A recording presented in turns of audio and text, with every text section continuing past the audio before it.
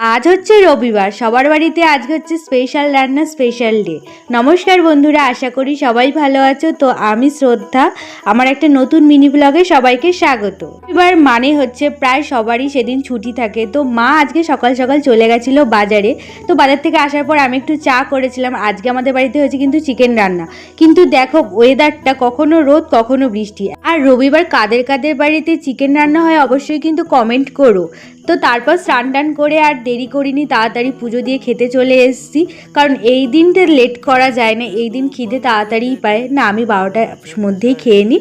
তো তারপরে হঠাৎ করে দেখলাম রোদ উঠেছে, আর মা বলছে ছাদে গিয়ে জামা কাপড়টা মেলে আয়, যাতে তাড়াতাড়ি করে যদি শুকিয়ে যায়, নহলে তো ঘরেই মেলতে হয়। বাবাকে আগের দিন যেহেতু করে দেয়নি ডালের বড়া, তো বাবা এসেছিলো, বাবা বলেছে একটু করে দেওয়ার কথা, তো সেটাই করছিলাম। তো ভিডিওটা ভালো লাগলে অবশ্যই লাইক, কমেন্ট, শেয়ার আর সাবস্ক্রাইব করো। তো এখন খেয়ে নিই, বাই।